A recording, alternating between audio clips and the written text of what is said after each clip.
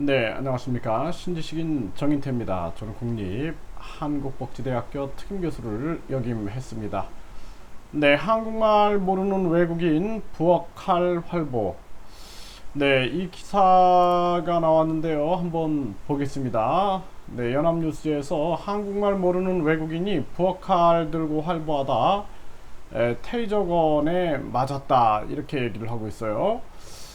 그래서 이 광주에서 네, 흉기를 든 외국인 남성이 거리를 활보하고 있다. 네, 이렇게 해가지고 신고가 들어왔고, 결국에는 5차례 칼을 바닥에 내려놓도록 고지를 했는데 불응을 하니까 테이저건을 쏘고 장봉을 사용해서 칼을 손에 떨어뜨려 제압을 했다, 이렇게 얘기를 하고 있어요.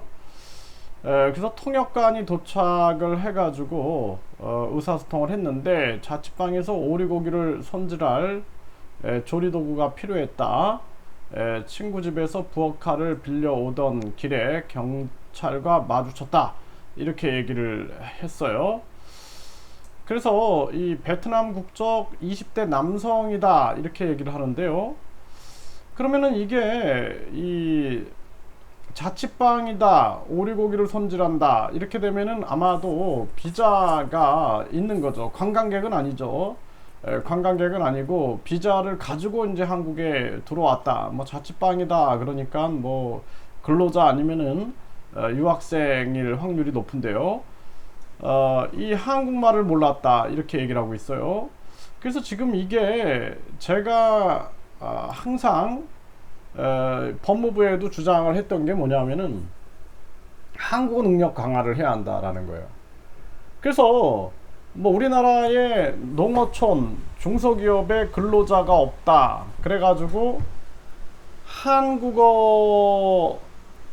한국어를 할 줄 아는 사람을 배치를 해야 되는데, 뭐 계절 근로자 같은 경우에는 한국어를 검증하지 않아요.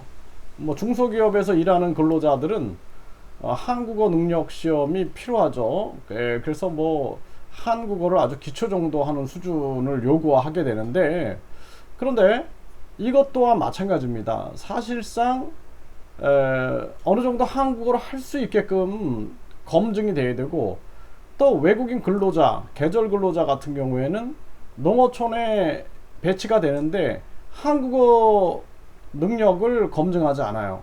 그래가지고 전에도 보면은 이 의사소통 문제로 막 폭행이 일어나고 각종 뭐 성폭행 문제부터 다양한 문제가 터지는데, 그래서 법무부에다가 이런 얘기를 하죠. 제가 이 한국어 능력을 어느 정도 한국어 능력이 있어야지 들어올 수 있게 해야지, 이렇게 되면 계속 문제가 생긴다. 한국 이미지도 안 좋아질 수 있고 또 각종 뭐 불법 체류 문제라든지 이런 게 생긴다.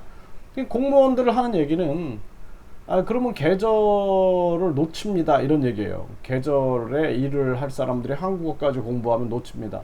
아니 뭐 사람이 기계도 아니고. 그래서 제가 이렇게 항상 우리나라 그 진행되는 것을 보면은 굉장히 안타까워요. 그래서 그 안에 비리가 항상 또 이렇게 존재하고 있습니다. 그래서 엉성한 속에서 항상 비리가 숨어 있고, 그래서 결국에는 비자 비리 같은 게 이제 터지게 되죠. 많이 터졌어요. 그래서 한국어 능력이 되는 사람, 그 한국어를 공부하는 과정 속에서 검증도 되고, 그리고 다른 목적을 가지고 있는 사람들은 중간에 포기합니다. 그래서 유학생들 같은 경우에도 한국어 실력이 있어야 된다. 제가 그걸 계속 강조를 해왔는데, 우리나라 같은 경우에는 뭐 한국어 연수 받으러 가는데 무슨 한국어 자격증이 필요하냐, 이런 식으로 얘기하면서 사실상 그걸 거부하고 있는데요. 근데 그렇게 되면은 많은 또 불법 체류 문제가 생기게 되는 거예요.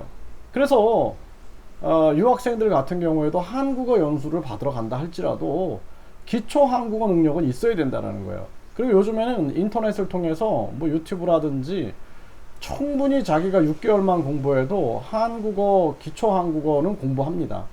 그래서 기초 한국어를 공부하려면은 뭐 해외에서도 충분히 할 수 있어요. 뭐 한국에 유학 오는데 기초 한국어 배우러 오겠습니까? 좀 더 심화된 중급 이상의 한국어를 공부하러 오죠. 그래서 이게 우리나라의 부정부패와 연루가 되어 있다. 저는 그렇게 보고 있고요. 그래서 외국인들이 한국에 뭐 관광을 오는 게 아니라 뭐 단체 관광을 온다든지 뭐 그런 거야 필요가 없겠지만 특히 이렇게 일을 하러 온다든지 유학을 온다든지 이럴 경우에는 한국어 실력을 충분히 요구해야 한다.